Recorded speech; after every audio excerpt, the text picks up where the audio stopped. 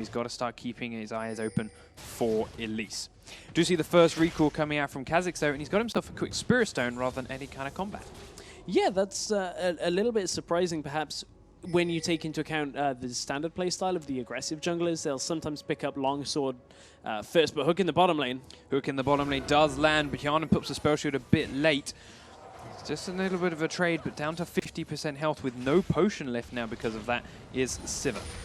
You can see Rumble's pushing up very high up into this top lane, and his ward just died. Gilius typically would be around mid lane, perhaps, to help out Xerath this early on in the game because of the catch potential, but it's top lane, actually. Odoamne has to be careful. Yeah, but they can't get the Twisted Advance down from Maokai. Flashes to get the snare in. There's no stun yet from Gilius, but he's going to do a lot of damage here in Spider Form. Odoamne is trying to fight them, but he's overheated now. Gilius is very close, but he's taking so much damage and can't go into the bush. Lulex was there just in case.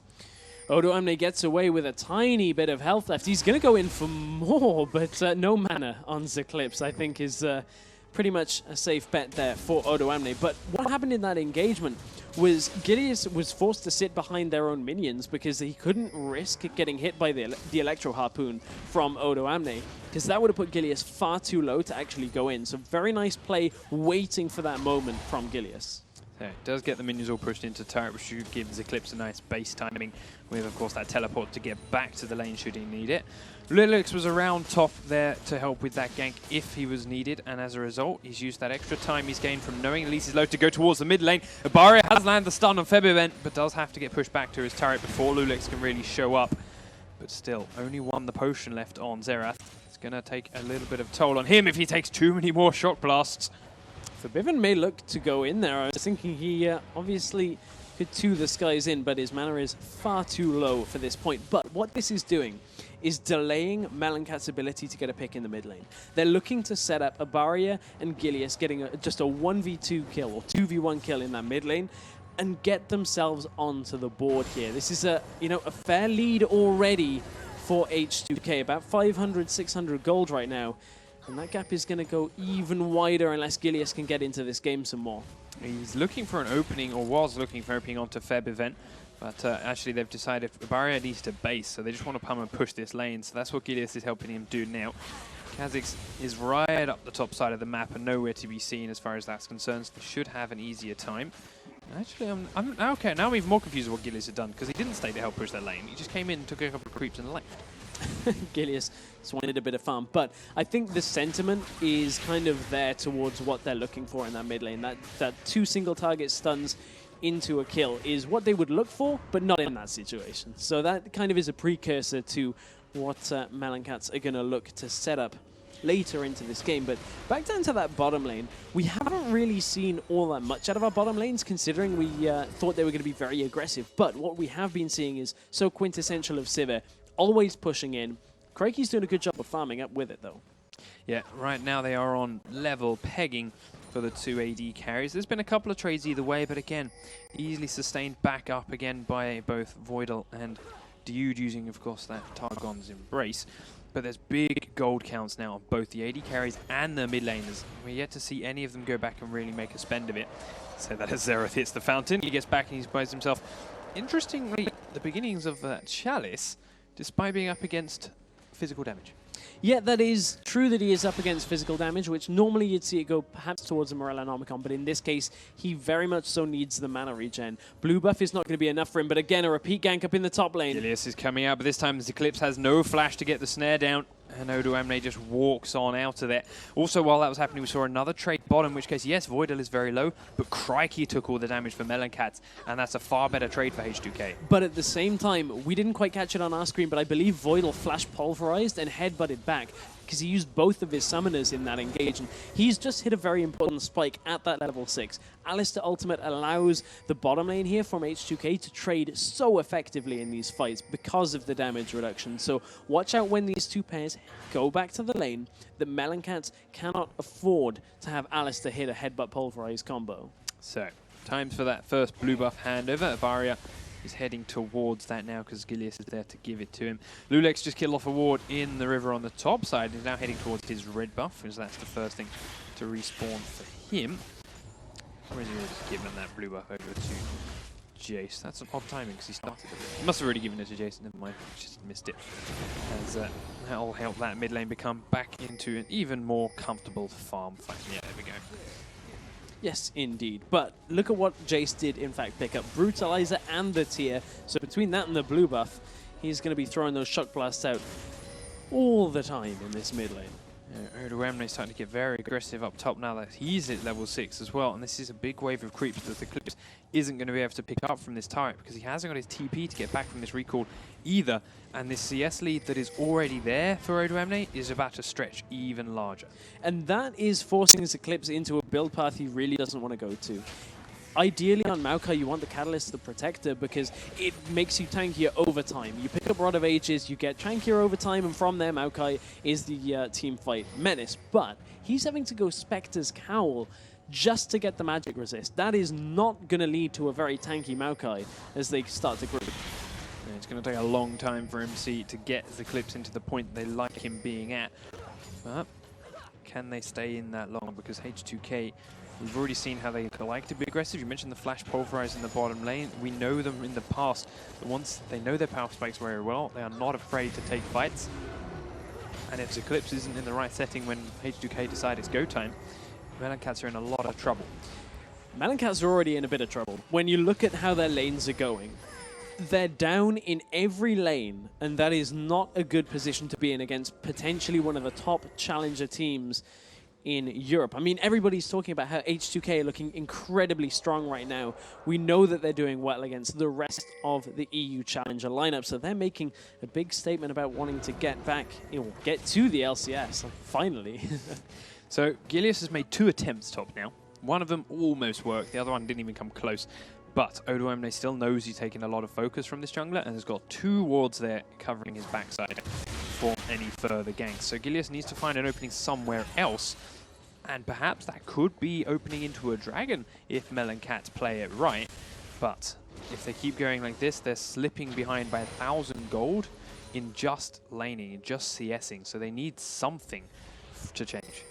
I mean, Gilius has wanted to get into the mid lane, but every time Gilius is around mid, a barrier takes another shock blast. We keep hearing the low health pings, and just again and again, a barrier is just getting hit by shock blast after shock blast, and that's opening up a CS difference. And this is a Xerath who should be able to farm fairly well, and already this has opened up just from a recall the dragon attempt. Dude comes in to try and spot it. Hasn't got a ward to place down, but they know it's happening, so they can get a rough timer on it, and they're not going to stop it. And they don't have wards because Dude has opted for mobility boots, but top lane... in the top lane, the Equalizer comes out. Eclipse dodges around it, but he's still taking so much damage from the rest of what Odoemne has. He has to flash back to the tower to stay alive, but again, he's got to recall. He's going to have to back. Like right now, he cannot afford to really stick around, even with Gilius up there, because Odoemne will 2v1 this situation should it come to it. We've seen Rumble do that before. We'll see it again. It's just a matter of whether Gilius know that Gilius is here now too, because there's no other reason for Eclipse to stay around like this. Gilius comes on out, does walk straight over a friendly ward, but see, Odoemne knows what's up. Flash doesn't land the stun, the damage comes down, but completely wasted Flash on Gilius's part. Even Eclipse turned around before the Flash happened. It's just not lining up for Gilius right now. He's off tilt at this point, and Elise is a difficult champion to get working in the current meta. She doesn't really have as good a start to the game as she'd want. The only thing you're relying on is her pick potential, and if you can't get into lanes like that, there's no way you can get those picks to work from you. So that's a big cooldown not being available. And back down to this bottom lane, check the health on that turret. Check the health on Dude after he takes a BF Sword infused Boomerang Blade to the back. Just dropping right down, and yes, as you mentioned, that tower's not going to last more than 2 minion waves, I suspect.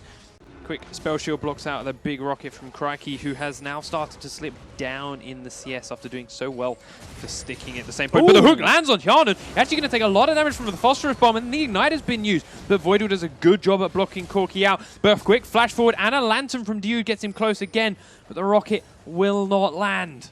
Oh, I don't think even Hjarnan was expecting that to hit. Looked like Voidal was in front, but that was a nice hook, and that shows the potency of this bottom lane, though.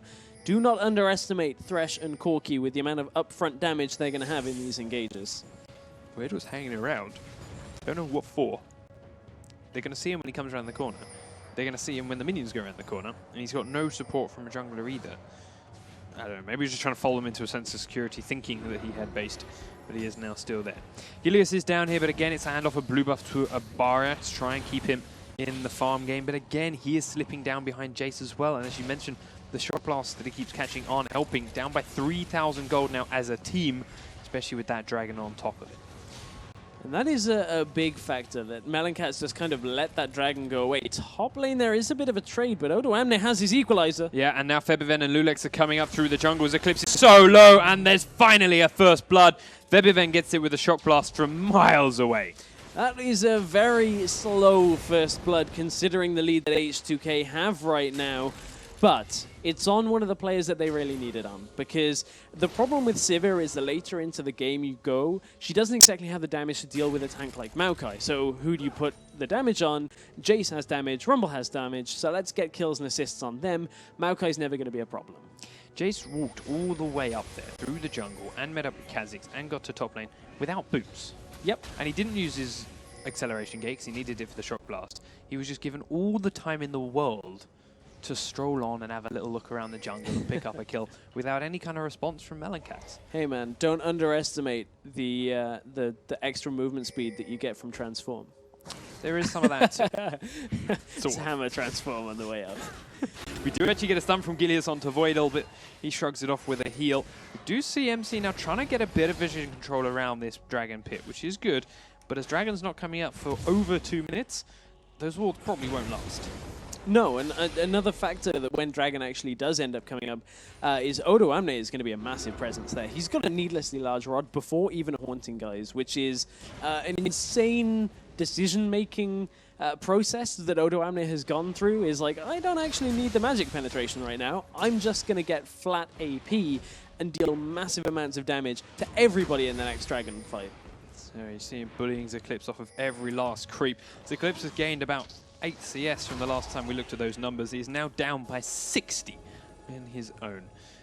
This is up here again, though. No wards at all. Delius has done a good job of that. He's dodged Odo Amne's wards very well. This time the snare does land, but Odo Amne may kill Eclipse before Gilius even gets there. It's a great equalizer, though. Odo Amne will fall without taking either in return. Oh, it's so close, though, and that was a little bit of overconfidence. Jace is on his way up, though, so they've got to be careful here. One shock blast will take out either, and if they stack, it'll take out both. He's checking the bushes. One's clear. He's trying to get in the next one. One recall is going to complete, but Gilius is a bit late. He does get the last shock blast.